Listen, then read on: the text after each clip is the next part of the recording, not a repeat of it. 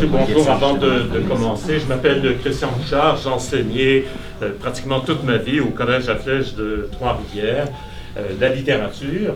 Et je suis très heureux d'être ici avec vous, d'autant que l'avantage d'être l'ami de Serge Quentin, c'est qu'on a toujours l'heure juste. On sait exactement. Donc, je vais savoir, à peine vais-je sortir d'ici, est-ce que j'ai bien fait mon travail ou pas? Il va s'empresser de me le dire.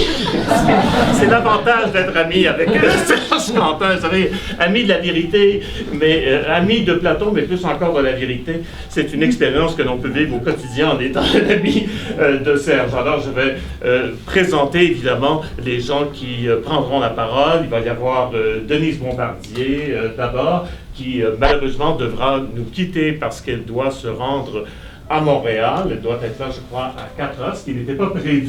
Alors, c'était vraiment de dernière minute. Donc, je vous dirai quelques mots, à la suite de quoi il y aura donc cette allocution, brève allocution de Denise Bombardier. Ensuite, je lirai un extrait de la préface de Jacques Beauchemin à l'essai de Serge. Par la suite, c'est François Dumont, le fils de Fernand Dumont, qui prendra la parole.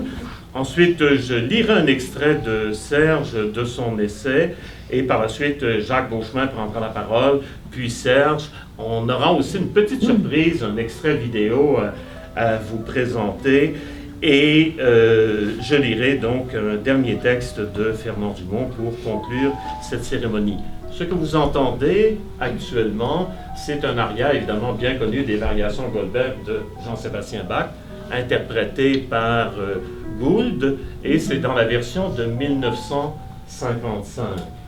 Vous nous avez appris, François Dumont, que Fernand Dumont, à quelques jours de sa mort, je crois, il me semble, c'est ce que vous aviez dit, je crois, à Jean, qu'il écoutait donc régulièrement ces variations Goldberg. Alors, cette première interprétation de 1955, c'est un jeune Glenn Gould, énergique, qui veut se tailler une place.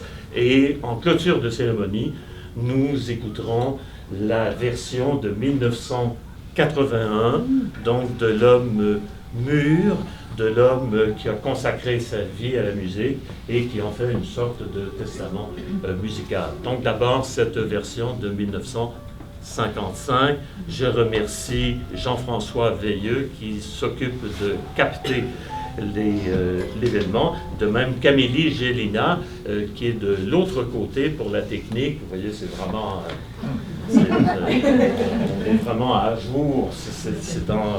Alors donc de l'autre côté, mais tout est fait par texto pour être sûr que la technique fonctionne. Alors là-dessus, nous allons écouter cet aria de 1955, donc les variations Goldberg, interprétées par ce jeune, fougueux, énergique Glenn Gould qui veut se tailler une place dans l'histoire de la musique, ce qu'il fera, comme vous le savez, avec brio. Glenn Gould. Texto.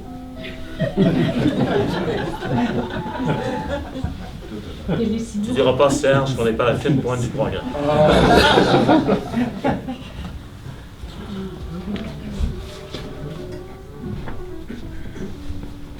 Ce moment d'attente est bien involontaire. Ça ne va pas être trop long. C'est envoyé? Oui, ça Parfait, OK.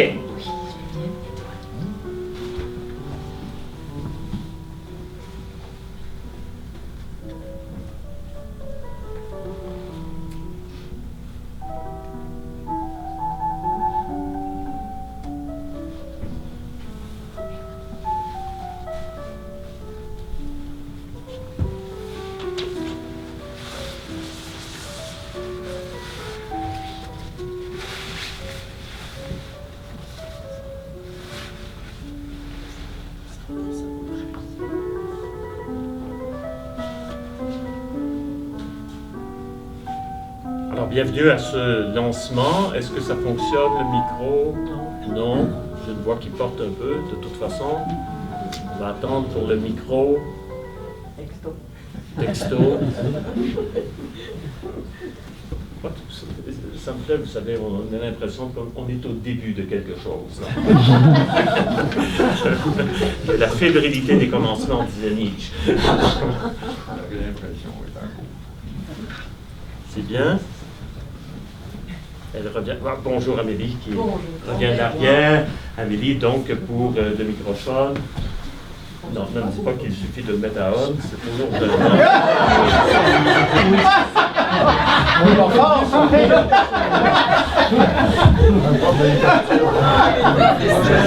Vous avez en compagnie de la reine de l'animation. Mes hommages, je fais preuve d'un savoir-faire hors pair. Je ne me suis jamais sur les micros. J'ai appris à projeter la voix quand j'avais 8 ans. Et l'autre jour, je suis allée à Saint-Jérôme, il y avait 700 personnes dans la salle. Les micros ont flanché. Je n'allais pas quitter. J'ai projeté jusqu'à la fin. Ça a duré 1 heure. J'ai projeté durant 1 heure. Je pourrais être dans les Olympiques, des gens d'un certain âge qui projettent. Merci. Donc, Denise Bombardier, j'aimerais vous lire d'entrée de jeu une citation de Fernand Dumont que l'on retrouve dans ce très beau livre d'entretien, Un témoin de l'homme, des entretiens donc qui ont paru à l'Hexagone, qui ont été colligés et présentés par Serge Quentin. Et vous avez ici donc Fernand Dumont qui dit ceci, et qui correspond bien à l'intellectuel, à mon sens, qu'est Serge Quentin. Je ne crois pas aux intellectuels qui ne sont de nulle part. C'est de la fumisterie de cacher que nous avons, comme tout le monde, nos partis pris et nos passions. Je ne tiens pas à avoir la réputation d'un homme au-dessus de la mêlée. Et Fernand Dumont, là-dedans, nous présente une figure de l'intellectuel. Vous savez, c'est un participe qu'on a beaucoup utilisé à une époque. On disait l'intellectuel engagé. Serge, à sa manière, est un intellectuel engagé et de longue date. Et dans ce même recueil d'entretiens, vous trouvez également un entretien que Fernand Dumont a accordé à Denise Bombardier, justement. Et Denise Bombardier lui posait la question suivante.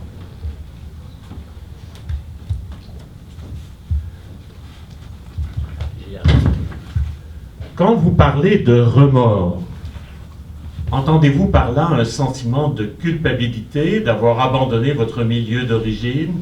Parce que quand on devient intellectuel, on change forcément de classe.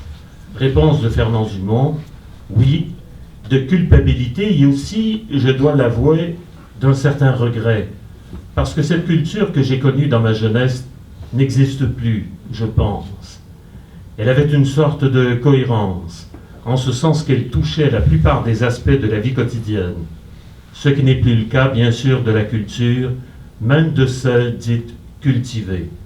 Une espèce de vide, me semble-t-il, s'est produit, qui est très difficile à définir, à circonscrire par la recherche historique ou sociologique, mais qui m'apparaît pourtant comme la question essentielle.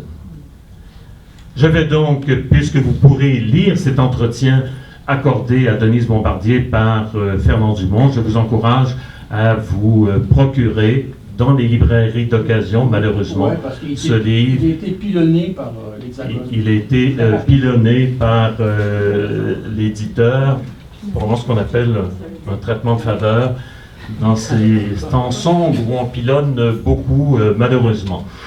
Alors donc, Denise Bombardier, vous la connaissez, elle est chroniqueuse au Journal de Montréal, romancière, essayiste, animatrice. Moi, quand j'étais plus jeune, je regardais le travail qu'elle faisait à Radio-Canada, du temps qu'elle animait donc Point et Noir sur Blanc. C'était 2 émissions. Ouais. Écoutez, vous comprenez, il y a une certaine fébrilité dans l'air, une certaine nervosité, je parle quand même sous sa gouverne. Alors donc, elle faisait là un travail remarquable. Elle a fait paraître le Dictionnaire amoureux du Québec chez Plon en 2014, et Une vie sans peur et sans regret, ses mémoires, toujours chez Plon, en 2018. Elle détient une maîtrise en sciences politiques de l'Université de Montréal, de même qu'un doctorat de l'Université Paris II, donc l'ancienne Sorbonne, comme on disait à l'époque, et son directeur de thèse, de doctorat, n'était nul autre que Jean Cazeneuve. Les gens qui s'intéressent à la sociologie, évidemment, connaissent bien les travaux de Jean Cazeneuve. Voici ce que Denise Bombardier écrivait dans « Et quoi encore ?» Les ragots sont apparus avec les humains, mais les médias, en les sacralisant et les propulsant au premier rang, leur ont donné leurs lettres, non pas de noblesse, mais de créance. Et en cette ère de ragots, où il est extrêmement difficile d'avoir une position sur quoi que ce soit sans être traité de tous les noms, je salue une fois de plus le courage de Denise Bombardier. Madame Bombardier.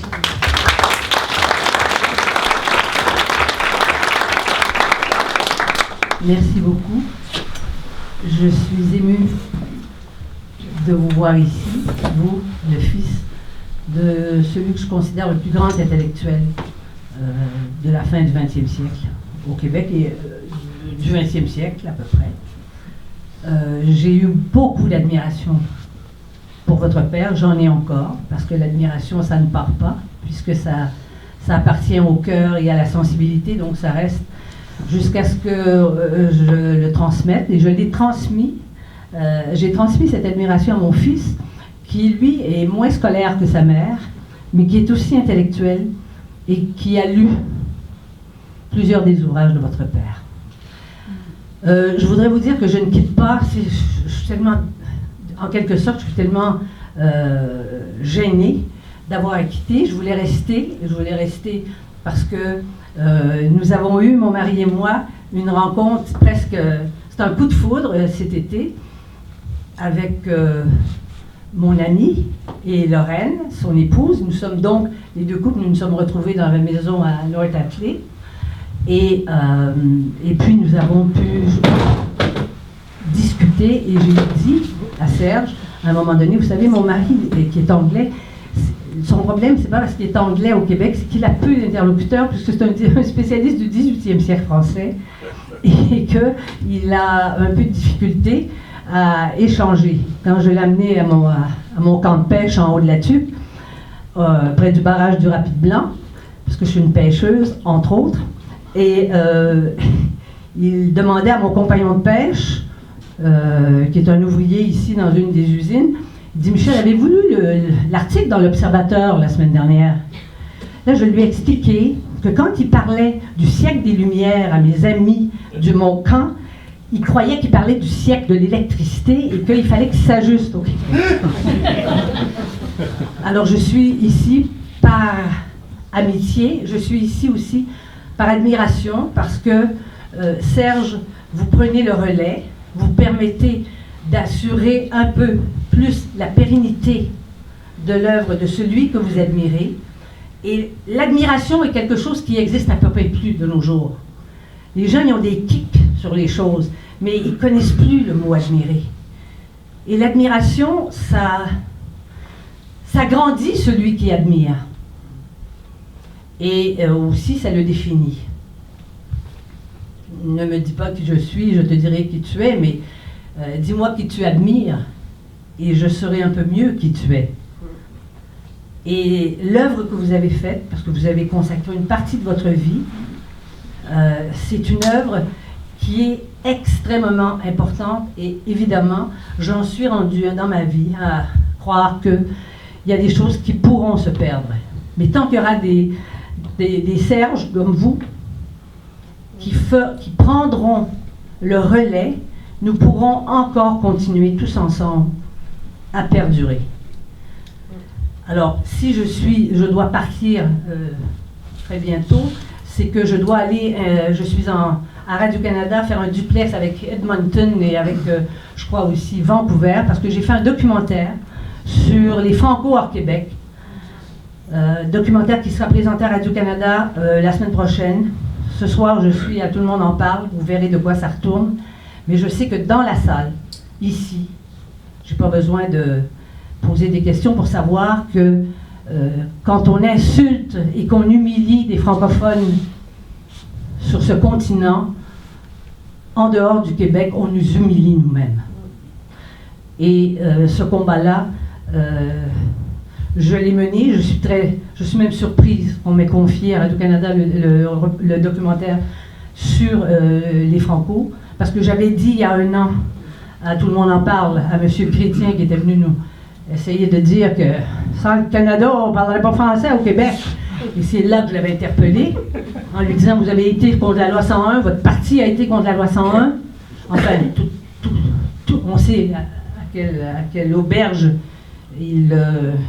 j'allais dire il couche, mais je ne peux pas dire ça. Mais c'est certain que je persiste, et j'avais dit, mais ils sont tous en train de mourir. Eh bien, vous verrez ce soir, et dans le documentaire que j'espère que vous allez voir, regarder, vous pouvez l'avoir sur Tout TV, vous pouvez l'avoir, j'imagine, sur des... Moi, je ne connais pas ça, des réseaux, là, une façon de l'avoir sur Internet, éventuellement. Il faut poursuivre le combat de toutes les façons. Et de donner à Fernand Dumont la reconnaissance d'une autre génération, de nouvelles générations. C'est une façon de nous faire perdurer nous-mêmes. Parce que je crois qu'il n'y a personne de jovialiste ici dans la salle. Personne ne croit que notre avenir collectif n'est pas en danger. Alors, merci Serge. Mais c'est moi qui vous remercie. Mais je vous en prie, parce que c'est moi qui dois vous remercier. Et il faut que cette œuvre-là, qui n'est pas une œuvre facile, on ne peut pas résumer ça dans un... On ne peut pas inviter Serge dans une émission, dans un talk show, pour qu'il nous résume vite avec des bons punch ce qu'est la chose. Et effectivement, c'est comme ça que ça se transmet. Et je suis sûre que même à l'université, c'est pas tous les jeunes qui sont prêts à entendre l'œuvre de celui qui a compris l'âme québécoise comme si peu de gens. Et dans mon dictionnaire amoureux du Québec, j'ai cité Fernand Dumont, il a cru dès les années 60, au moment de la grande récréation des années 60. Il a tout de suite, ça date de, je crois que 68, 69 peut-être, où il a écrit qu'il y avait quelque chose, il n'a pas dit inquiétant, mais de préoccupant dans cette espèce d'explosion où on a tout fait sauter en même temps. Et en ce sens-là, il était un précurseur, parce qu'au fond, s'il pouvait percevoir si bien l'âme humaine, c'est qu'il ne vivait pas seulement que de son intelligence, mais de sa sensibilité et de son authenticité. Et encore une fois, je suis ici pour lui rendre hommage, mais pour rendre hommage à Serge. Parce qu'il y a je connais peu de personnes au Québec qui auraient fait ce que vous avez fait, parce que les gens n'ont plus le temps de consacrer beaucoup de temps de leur propre vie à la vie de quelqu'un qu'ils admirent. Ils en parlent dans les salons, mais ils ne s'assoient pas des années de temps pour décrypter, comme vous l'avez fait, l'œuvre de Fernand Dumont. Alors je vous remercie, excusez-moi, je vous en prie d'avoir à vous quitter, mais vous admettez que c'est pour la bonne cause, puisque je vais aller continuer de défendre ma position, qui est pas une position, c'est pas une position majoritaire. Et comme m'a dit, et je vais vous donner un scoop, M. Chrétien, j'étais assise à côté de lui, jeudi à l'enregistrement. Trudeau. Ah oui, c'est vrai, Chrétien, c'est la vie. Ah oui, c'est ça, c'est parce que les années passent vite. Mais et il est venu me trouver avant de partir, parce qu'il est passé après moi dans l'émission, et j'ai pu au moins lui glisser un mot. Enfin, ils l'ont regardé au montage, je suis sûre. Il est venu me trouver, il m'a dit, Denise, comme s'il ne lisait pas, ou quelqu'un ne lisait pas pour lui ce que j'ai écrit sur lui. J'ai été très très inspirée depuis quelques mois en écrivant sur M. Trudeau. Hier, entre autres, est-ce que vous avez vu ce que j'ai écrit? Il est tout à tout. Il est noir avec les noirs, femme avec les femmes, gay avec les gays, transgenre avec les transgenres, et j'ai dit, il a même été Greta avec Greta. Voilà, c'est comme ça qu'il est. Et il m'a dit, Denise, continuez à vous battre pour les grands francophones comme moi, je vous appuie. Il n'y a pas dit ça dans le micro, il m'a dit ça à part, mais tout de même, voilà. Je vous ai donné un petit mot. Merci beaucoup de m'avoir écouté.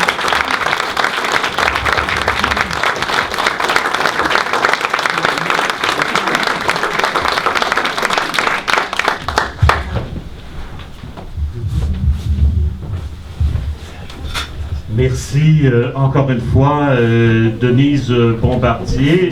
Nous attendons, d'ailleurs, Madame Bombardier, nous attendons avec impatience L'art de se faire des amis, votre propre version du grand essai de Dale Carnegie. Je suppose qu'un jour ou l'autre, nous aurons cet art de se faire des amis, signé par Denise Bombardier. Merci beaucoup, Denise Bombardier. Merci beaucoup.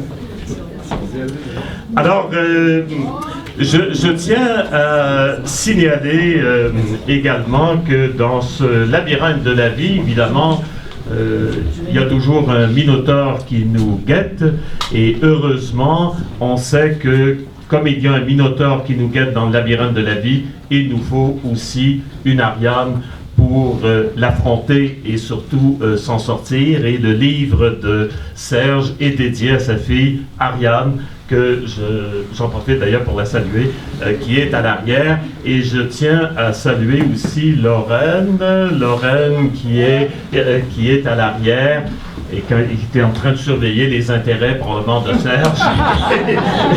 Alors, Lorraine, qui est l'épouse de Serge et qui vraiment le soutient dans toutes ses démarches depuis de nombreuses années. Alors, je poursuis cette fois en vous lisant un extrait d'entretien toujours qui m'a beaucoup touché dans un témoin de l'homme. J'y arrive. Alors,